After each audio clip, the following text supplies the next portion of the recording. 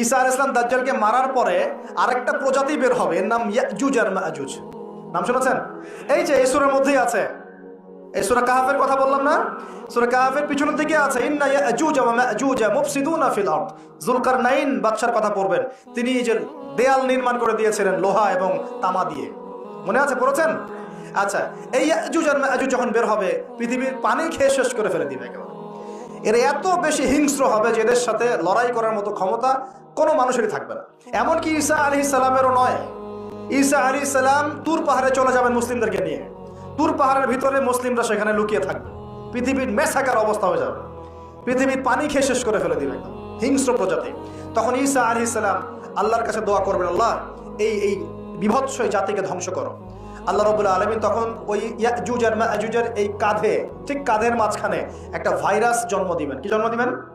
ওই যে বলি না মহামারীর ভাইরাস, অমুক ভাইরাস তমুক ভাইরাস, এই ভাইরাস আরো সামনে আছে বাকি এখন। ওই ভাইরাসে, ওই পোকায়, ওই ব্যাকটেরিয়া বা যেটাই হোক আল্লাহ পাক যাই দিবেন, এতে করে ইয়াজুজ আর মাজুজের পুরো প্রজাতি ধপ করে মারা যাবে। মানে এটা ছোঁয়াচে রোগ হবে। কি রোগ হবে?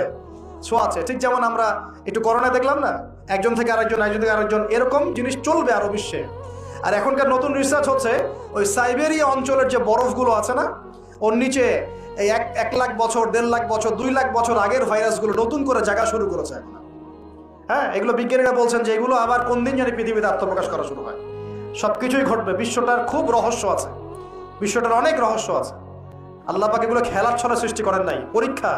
লিয়াবলুয়াকুম আইয়ুকুম আহসানু আমালা, আল্লাহ পাক বলেছেন। এরপরে ইয়াজুজ আর মাজুজের সব প্রজাতি মারা যাবে। নবীজি বলছেন জমিনে কোনো জায়গায় ফাঁকা থাকবে না, সমস্ত জায়গাতেই ওদের দেহ পড়ে থাকবে। আল্লাহু আকবার। এরপরে ঈসা আলাইহিস সালাম আল্লাহকে বলবেন, আল্লাহ জমিনটাকে পবিত্র করে দাও। আল্লাহ পাক কি করবেন জানেন?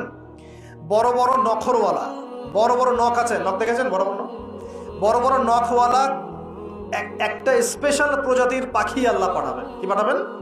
পাখি। এটা কোন পাখি, কি নাম আমরা জানি না, মহাবিশ্বের কোন জায়গা থেকে আসবে তাও জানি না, পৃথিবীতে আছে কিনা তাও জানি না, আল্লাহ পাঠাবেন। আবাবিল, তয়রন আবাবিল, যখন আল্লাহ পাখি পাঠিয়েছিলেন না, ওয়ারসালা আলাইহিম তয়রন আবাবিল। আসলে ওই পাখির নাম কিন্তু আবাবিল না, আবাবিল মানে হচ্ছে ঝাঁকে ঝাঁকে। তো ওই পাখি কি আর দেখা গেছে? ওই রকম করে পাথর কেউ নিক্ষেপ করেছে? আর ঠিক এরকম করে বিশ্ববাসীরা দেখবে একটা ডালিমের নিচে একটা পরিবার আশ্রয় নিতে পারবে। এত স্পেসিফিকলি বলা হয়েছে হাদিসগুলোতে। নবী সাল্লাল্লাহু আলাইহি ওয়াসাল্লাম বলেছেন যে 10 জন ঘোড়সাওয়ার, কয়জন ঘোড়সাওয়ার? 10 জন ঘোড়সাওয়ার বের হবে ইমাম মাহদির সময়, যারা খোঁজ নিতে যাবে যে দেখি দাজ্জাল বের হয়েছে কিনা। ঘোড়ায় করে খোঁজ নিতে যাবে, দেখি দাজ্জাল বের হয়েছে কিনা। ওই 10, নবীজি বলছেন আমি ওই 10 জনের নামও জানি, ওদের বাবার নামও জানি। সুবহানাল্লাহ।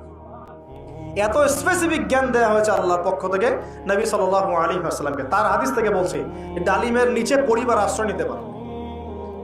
তো অনেকে হয়তো হাসবে, কি বলে একটু উল্টাপাল্টা কথা, তাই না? নাস্তিকরা মনে করতে পারে যে হাসবে, আর হাহারি এক দিয়ে রেখে দেবে। এখন মানুষ ফেসবুকের মতো চিন্তা করে, ফেসবুকের মতো হাসে, ফেসবুকের মতো কাঁদে। মানুষ এখন রোবটিক হয়ে গেছে আর কি। ঠিক আছে? আচ্ছা, তো এরপর কি? এরপরে বরকতের এই সময়টা শেষ হয়ে যাবে কখন? যখন মানুষ আবার সেই জিনা, পাপ, শিরিক, কুফর এগুলোতে লিপ্ত হবে। আল্লাহ রাসূল বলছেন এমন একটা মানুষও বাকি থাকবে না, একটা মানুষও না যে খালি লা ইলাহা ইল্লাল্লাহ কালিমাটা পড়তে জানে, এমন একটা মানুষও বাকি থাকবে না। বলেন নাউযুবিল্লাহ। ওরা হবে এই পৃথিবীর সবচেয়ে নিকৃষ্ট মানুষ। ওদের চেয়ে নিকৃষ্ট কোনো মানুষ এই পৃথিবীতে হবে না। এখনো কি এরকম সময় আসে নাই? এখন কি লা ইলাহা ইল্লাল্লাহ আছে না? আছে, হ্যাঁ, হয়তো তার পূর্ণাঙ্গ প্রয়োগটা নাই, কিন্তু কালিমা তো আছে কিনা? তখন নবীজি বলছেন এমন একটা যুগ আসবে যে লা ইলাহা ইল্লাল্লাহ বলার মতো একটা মানুষ খুঁজে পাওয়া যাবে না। আর মানুষ রাস্তাঘাটে কুকুরের মতো জেনা করবে। রাস্তাঘাটে কুকুর যেমন সঙ্গম করে না রাস্তাঘাটে, ওই রকম করে মানুষ রাস্তাঘাটে জেনা করবে। ওই সময়ে আল্লাহ রাব্বুল আলামিন পশ্চিম দিক থেকে সূর্য উঠাবেন। কোন দিক থেকে? সূর্য সত্যি পশ্চিম দিকে উঠবে। পৃথিবী একদিকে ঘুরছে না এখন, কে জানে আল্লাহ পাক পৃথিবীর ঘূর্ণন থামিয়ে উল্টা দিকে ঘোরাতে পারেন না? অবশ্যই পারেন। আল্লাহ পাকের জন্য এটা খালি বলা, কুন ফায়াকুন, হও হয়ে যাও, ব্যাস। আমি কয়েকদিন আগে রিপোর্ট দেখেছি, পৃথিবীর নিচে কিন্তু আগুনের স্তর আছে। আচ্ছা, জানেন তো পৃথিবীর নিচে আগ্নেয়গিরিগুলো আছে।